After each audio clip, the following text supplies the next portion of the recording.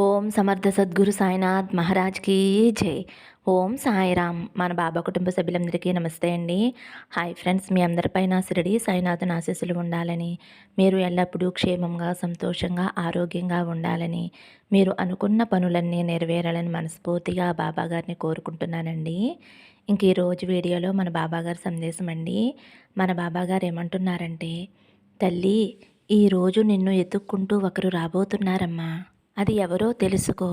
నా మీద నమ్మకం ఉంటే 2 నిమిషాలు విను తల్లి అని అయితే మన బాబాగారు మనందరి కోసం ఒక మంచి సందేశం తీసుకువచ్చారండి. ఆ సందేశం ఏమిటో బాబాగారి మాటల్లోనే తెలుసుకుందాం ఫ్రెండ్స్. చిన్న రిక్వెస్ట్ అండి, మన వీడియోస్కి అయితే ఒక చిన్న లైక్ ఇవ్వండి. ఇంక వీడియోలోకి వెళ్ళిపోదామండి. ఇన్ని రోజులు నువ్వు ఎవరి కోసమైతే ఎదురు చూసావో వాళ్ళే నిన్ను వెతుక్కుంటూ నీ దగ్గరికి రాబోతున్నారు తల్లి. ఇది నీకైన జీవితం. నీకు ఒక మంచి శుభకరమైన విజయం రాబోతుంది తల్లి. కైనది ఒకటి నీ దగ్గరికి చేరబోతుంది తల్లి. నీ జీవితంలో ప్రశాంతమైన వెలుగు రాబోతుందమ్మా. ఇక నుంచి నువ్వు కొత్త జీవితాన్ని అనుభవించబోతున్నావు. నీలో ఉన్న భయాన్ని వదిలేసే ధైర్యం వెనకాల వెళ్ళు. నీ కష్టాన్ని నువ్వు నమ్ముకో. నిన్ను వద్దు అన్నవారే నిన్ను వెతుక్కుంటూ నువ్వు కావాలి అని నీ వద్దకు వస్తారమ్మా. అంతటి అదృష్టం నీకు కలగబోతుంది. అంతా సంతోషమేనమ్మా నీకు. కొద్ది రోజులుగా, కొన్ని నెలలుగా నిన్ను వేధిస్తున్న సమస్యకి పరిష్కారం కూడా లభించబోతుందమ్మా. నీ కోరిక తీరబోతుందమ్మా. నా బిడ్డకి అన్నీ కలిసి వచ్చేలా నేను చేస్తాను. అసలు నువ్వు ఊహించని అద్భుతమైతే జరుగుతుంది. నువ్వు ఏ కార్యం తలపెట్టినా సరే అందులో సక్సెస్ అనేది కలుగుతుందమ్మా. నువ్వు అనుకున్న కోరిక, ఎన్నో రోజుల నుంచి ఎదురు చూస్తున్న కోరిక ఈ నెలలోనే జరగబోతుందమ్మా. నువ్వు కన్నీళ్లు కార్చే రోజులు ఇంక ముగిసిపోయాయి. నీకు ఒక తీయని కాలం ఆరంభం అయింది అని గుర్తించుకో తల్లి. నేను చెప్పే మాటలు ఎంత శ్రద్ధగా వింటావో అలాగే నీ జీవితంలో సక్సెస్ని చూస్తావు తల్లి. నువ్వు అనుకున్న జాబు ఖచ్చితంగా నీకు వస్తుంది. నువ్వు నా దగ్గర కోరుకున్న కోరికలన్నీ తీరుస్తానమ్మా. ముఖ్యంగా నీ బంధాన్ని నీ వద్దకు చేరుస్తాను.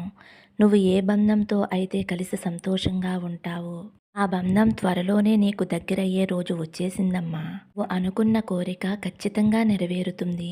నువ్వు నిశ్చింతంగా ఉండు తల్లి. ఇక నీకు రాబోయే కాలం మంచి నెలలుగా ఉంటాయి. ఒక్క విషయం నువ్వు గుర్తుంచుకోవాలి తల్లి. ఎప్పుడూ కూడా నువ్వు కన్నీరు పెట్టవద్దు. నువ్వు పడే కష్టం తీరిపోయింది అని నువ్వు గుర్తుంచుకోవాలమ్మా. కాలానికి ప్రకృతికి మార్పు ఉన్నట్టే నా బిడ్డవైన నీకు నీ జీవితానికి ఒక మంచి మార్పును తీసుకువస్తాను తల్లి. జీవితాంతం నీకు తోడుగా ఉంటాను. నువ్వు బాధపడే కాలం ముగిసిపోయింది తల్లి. ఇక నుంచి నీకు అన్నీ మంచి రోజులే. నేను ఉండగా నీకు ఇంక భయమెందుకమ్మా. నేను నీతో లేను అని నీకు అనిపించినప్పుడల్లా ఆ సమయంలో నేను నీతోనే ఉన్నాను తల్లి. పరిస్థితి మాత్రమే నన్ను అనుభూతి చెందనివ్వదు, కానీ ప్రతి క్షణము కూడా నేను నీతోనే ఉన్నానమ్మా. నువ్వు ఏ కోరికైతే కోరుకున్నావో, ఏ బంధం గురించి అయితే నువ్వు ప్రతిరోజు బాధపడుతున్నావో, బంధంలో మంచి మార్పు తేవాలి అని నువ్వు నన్ను అడుగుతున్నావు. ప్రార్థనలన్నీ నేను వింటున్నానమ్మా. ఖచ్చితంగా నీ బంధంలో మంచి మార్పు వస్తుంది. నా బిడ్డవైన నీవు ఎటువంటి ఆందోళన చెందవద్దు. నాకు ఆ పని జరగలేదు, ఈ పని జరగలేదు, ఏమవుతుందో అన్న ఆందోళన వదిలేసి ధైర్యంగా ముందు అడుగు వేయి తల్లి. నేను మీ వెన్నంటే ఉండి మీకు ఎటువంటి ఇబ్బంది లేకుండా నేను మిమ్మల్ని ముందుకు నడిపిస్తానమ్మా. బాబాని నమ్మిన వారు ఎప్పటికీ కూడా మోసపోరు. గడిచిపోయిన నీ కాలంలో ఒక్కసారి ఆ రోజులను గుర్తు తెచ్చుకో తల్లి. అనుభవించబోయే సుఖాల తీయదనం నీకు రెట్టింపు అవుతుంది. నా భక్తుల కష్టాలు నావే. నా బిడ్డల గురించి నేను ఎప్పుడూ ఆలోచిస్తూనే ఉంటాను. నా భక్తుల కోరికలన్నిటినీ కూడా నేను నెరవేరుస్తాను అన్న మాట నువ్వు ఎప్పటికీ కూడా మర్చిపోవద్దు తల్లి. ప్రతిరోజు కూడా నువ్వు నా ముందు కూర్చొని ఏడుస్తూ దీనంగా, అమాయకత్వంగా, జాలిగా, దీనంగా అడుగుతున్న కోరికలన్నీ కూడా నేను తీరుస్తాను తల్లి. కొంచెం ఓపికగా ఉండమ్మా. శ్రద్ధ, సబూరి అనేవి మనిషికి చాలా అవసరం. నీకు ఇప్పుడు కష్టం వచ్చింది అంటే కష్టంతో పాటు సంతోషం కూడా ఉంటుంది అన్న సంగతి నువ్వు మర్చిపోవద్దు తల్లి. నువ్వు ఎవరితో అయితే సంతోషంగా ఉంటావో ఆ బంధాన్ని నీకు దగ్గర చేరుస్తాను. నువ్వు ఏ బంధంలో అయితే మంచి మార్పు రావాలి అని కోరుకుంటున్నావో ఖచ్చితంగా ఆ బంధంలో మంచి మార్పు వచ్చేలా నేను చేస్తానమ్మా. నేను ఆ ప్రయత్నంలోనే ఉన్నాను అన్న సంగతి నువ్వు మర్చిపోవద్దు తల్లి. నిన్ను నిందించిన వారిని అస్సలు నిందించవద్దు. కొంచెం ఓర్చుకో బిడ్డా. నీ ఓర్పు నాకు చాలా సంతోషాన్ని ఇస్తుంది. నువ్వు నా నామాన్ని జపించి పక్కకి తప్పుకో. అంతా నేను చూసుకుంటాను తల్లి. ఓర్పుకి మంచి ఫలితాన్ని నువ్వు పొందుతావు తల్లి. శ్రద్ధ సబూరితో ఉండి చూడు. జీవితం చాలా పాఠాలను నేర్పుతుందమ్మా. ఓర్పు ఓటమి ఎరగదు. సహనంతో సాధ్యం కానిది ఏదీ లేదు. ఈ రెండూ ఉన్నవారు జీవితంలో ఎప్పటికీ ఓడిపోరు. ఇదే నిజమైన జీవిత సత్యం అని నువ్వు గుర్తుంచుకోవాలి తల్లి. మంచివారి జీవితంలో ఏమి జరిగినా కూడా అది వారి మంచి కోసమే జరుగుతుంది. వారి మంచి కోరే జరుగుతుంది అన్న సంగతి నువ్వు మర్చిపోవద్దు తల్లి. ప్రపంచంలో ఎవరూ నాకు సహాయపడటం లేదు అన్న భావన నీలోంచి తీసేసే తల్లి. నేను ఉండగా వేరే ఒకరితో నీకు పని ఎందుకు చెప్పు తల్లి. బాబా ఉండగా ప్రతి భయము నీకు ఒక చిన్న బాధలానే అనిపిస్తుంది. ఎందుకంటే నేను మీ వెన్నంటే ఉండి ప్రతి క్షణము మిమ్మల్ని రక్షించుకుంటూ కాపాడుకుంటూ ఉంటాను కాబట్టి. ఒక బాధ 100 సంతోషాలను దూరం చేయగలదు. అదే 1000 సంతోషాలు ఒక బాధని కూడా దూరం చేయలేదు. అందుకే మనం ఆలోచించాలి. ఒకరిని బాధ పెట్టడం క్షణాల్లో పని. అదే సంతోష పెట్టడం అయితే మనం తరం కాని పని అని. అందుకే మనం మాట్లాడే మాటలు పనులు ఇతరులను సంతోష పెట్టకపోయినా బాధపడే విధంగా ఉండకూడదు అని చెబుతున్నాను. నువ్వు అది ఆలోచించకుండా నీ మాటలతో నీ చేష్టలతో ప్రతివారిని కూడా బాధ పెడుతూ హింసిస్తూ ఉంటే నీకు సంతోషాన్ని ఎలా ఇవ్వగలను తల్లి. ఎదుటివారిని ఒక మాట అనే ముందు చాలా జాగ్రత్త పడాలి. నీకు సహనం అనేది అస్సలు లేదు. సహనం ఉన్నప్పుడు నువ్వు ఇన్ని మాటలు ఎలా పడతావు చెప్పు. ఒకరితో ఎలా నిందించబడతావు చెప్పు. వాళ్ళు నిన్ను అలా అనుకుంటున్నారు ఇలా అనుకుంటున్నారు అనుకుంటున్నావు తప్ప నువ్వు ఒకరిని అంటున్నావు అన్న సంగతి మర్చిపోయి నువ్వు అలా మాట్లాడుతున్నావు. ఎవరినీ ఏమీ అనుకోవద్దు తల్లి. నువ్వు నీ గురించే ఆలోచించు. ఎదుటివారు నీ జోలికి వచ్చినా సరే మౌనంగా ఉండిపో. నీ గురించి నీ భర్త గురించి నీ బిడ్డల గురించి లేదా నీ భార్య గురించి అని ఆలోచించాలి తప్ప వారు సంతోషంగా ఉన్నారు, వారికి ఎక్కువ ధనం వస్తుంది, నాకు రావటం లేదు, ప్రతి ఒక్కరూ సంతోషంగా ఉన్నారు, నాకు మాత్రమే ఎందుకు ఇన్ని కష్టాలు అని నువ్వు ఎప్పుడూ కూడా అనుకోవద్దమ్మా. ఎందుకంటే వారి వారి కర్మలను బట్టి వారి ఫలితాన్ని అనుభవిస్తారు అన్న సంగతి నువ్వు తెలుసుకోవాలి. కష్టాలు ఎదురవుతున్నాయి అని చేసే పనిని వదిలిపెట్టి పారిపోకూడదు. కష్టాలు దాటితేనే సుఖం అనేది ప్రాప్తిస్తుంది తల్లి.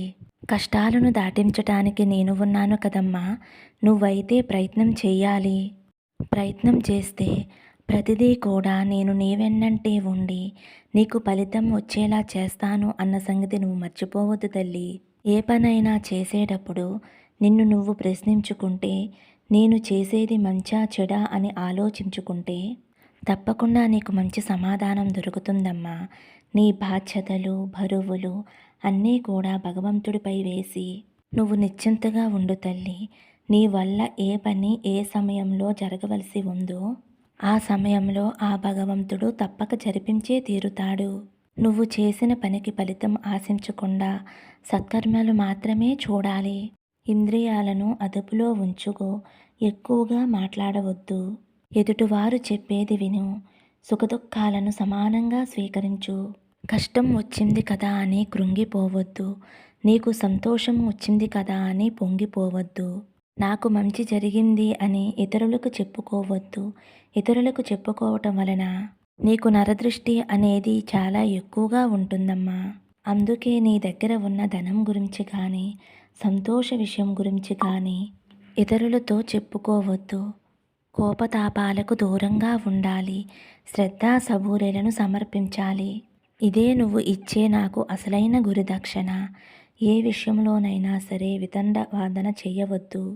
ఉందనుకుంటే ఉంది, లేదనుకుంటే లేదు. భగవంతుడు ఎవరికి ఎంత ఇవ్వాలో అంతే ఇస్తాడు కదా. మనకు ఉన్న అర్హతను బట్టి మనకు దక్కుతుంది. ఉన్న దాంట్లోనే తృప్తి పడాలి. మన వైఖరిని బట్టే కష్ట సుఖాలు కలుగుతాయి. అంతే తప్ప వాటిని ఎవరూ కూడా సృష్టించరు. మనమే లేనిపోని కోరికలతో దుర్బలం చేసుకుంటున్నాము. నీకు ఉన్న దానిలో ఆనందంగా గడుపు. అప్పుడే నీ జీవితం ఆనందమయమవుతుంది. బంధానికి తల వంచవలసి వస్తే ఉంచేసేయ్, తప్పులేదు తల్లి. కానీ ప్రతిసారి నువ్వే తల వంచవలసి వస్తే ఆ బంధాన్ని వదిలివేయటమే మంచిది తల్లి. ఎందుకంటే జీవితాంతం తల వంచుకుని బ్రతకటం కష్టం కదా. రక్త సంబంధం వారి గురించి ఆలోచిస్తే ఒక అర్థం ఉంటుంది. ఏ సంబంధము లేని వారి గురించి ఆలోచిస్తున్నాము అంటే వారిపై దాచుకోలేనంత ప్రేమైనా ఉండాలి, లేదా వారు ఎక్కడ దూరమైపోతారో అన్న బాధైనా ఉండాలి. ఏ బంధమైతే కావాలి అని అనుకుంటున్నావో తల్లి, ఆ బంధమైతే నిన్ను వెతుక్కుంటూ వస్తుంది. నువ్వు ఏమాత్రమో కూడా బాధపడవద్దు బిడ్డ. మంచివారి జీవితంలో ఏమి జరిగినా సరే అది మన మంచి కోసమే అని నువ్వు అనుకోవాలి తల్లి. అలాగే నిన్ను నిందించిన వారి గురించి ఆలోచించటం వదిలేసేయ్.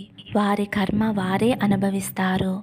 ఎవరి కర్మ వారు అనుభవించక తప్పదు. ఎందుకంటే ఒకరిని నిందించేటప్పుడు మనం ఎంత సక్రమంగా ఉన్నామో అని వారు ఆలోచించుకోవాలి. నా భక్తుల కష్టాలన్నీ నావే. నా భక్తులు ఎప్పుడైతే కష్టపడుతున్నారో వారి కష్టాలను నేను తీసుకుని నేనే స్వయంగా అనుభవిస్తాను. వారికి సంతోషాన్ని మాత్రమే ఇస్తాను అని అయితే మన బాబాగారు మనందరి కోసం ఒక మంచి సందేశం అందించారండి. ఫ్రెండ్స్, మన బాబాగారు ఏం చెప్పినా అందులో ఒక అర్థం పరమార్థం ఉంటుందండి. ఆయన ఏం చెప్పినా సరే మనం గుర్తించాలి, పాటించాలి. అలాగే తల్లి, నేను నీతో లేను అని నువ్వు అనుకుంటున్నావు కదమ్మా, ఎప్పుడూ నేను నీతోనే ఉంటున్నానమ్మా. నువ్వు చెప్పే బాధ, కష్టం, సుఖం, సంతోషం అన్నీ నేను వింటున్నానమ్మా. అలా నేను వింటున్నప్పుడు నేను నీ బాధ చూడడం లేదని ఎలా అనుకుంటావు చెప్పు తల్లి. మరి అంతలా చూస్తే మరి నాకెందుకు బాబా ఈ బాధలు అని మనసులో అనుకుంటున్నావు కదమ్మా. ప్రతి మనిషికి కూడా పాప కర్మలు అనేవి తప్పవు. నువ్వు గత జన్మలో చేసుకున్న పాపమే ఈ జన్మలో నిన్ను వెంటాడుతుంది అని నువ్వు మర్చిపోకూడదు తల్లి.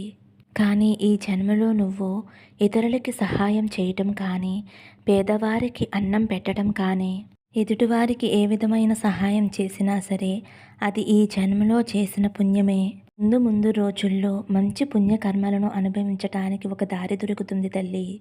పూర్వజన్మలో తెలిసి తెలియక చేసిన పాపాల వలనే ఈ జన్మలో నువ్వు ఇప్పటి వరకు ఇన్ని కష్టాలు పడ్డావు. కష్టాలనేవి ఎప్పుడూ శాశ్వతంగా ఉండిపోవు తల్లి. కష్ట సుఖాలు ఎలా సమానము. ఇప్పుడు కష్టాలు అనుభవిస్తున్న నీకు సంతోషం తప్పకుండా వస్తుంది అన్న సంగతి నువ్వు తప్పకుండా తెలుసుకోవాలి తల్లి. సంతోషం వచ్చే వరకు కూడా వేచి చూడాలి. ప్రతి మనిషికి కూడా శ్రద్ధ, సబూరి అనేవి చాలా అవసరం. ఈ రెండు అలవరుచుకుంటే మన జీవితం మంచి సుఖమయమవుతుంది తల్లి అని అయితే మన బాబాగారు ఒక మంచి సందేశం అందించారండి. మరి మన బాబాగారు అందించిన ఈ సందేశం మీ అందరికీ కూడా నచ్చింది అనుకుంటున్నాను ఫ్రెండ్స్. నచ్చితే ఒక చిన్న లైక్ ఇవ్వండి. అలాగే ఫస్ట్ టైం చూసేవారైతే మన బాబా భక్తి ఛానల్ తప్పకుండా సబ్స్క్రైబ్ చేసుకుని సపోర్ట్ చేయండి ఫ్రెండ్స్. సర్వే జన సుఖినో భవంతు. సమస్తం సద్గురు సాయినాథార్పణమస్తు. శుభం భవతు. జై సాయిరామ్.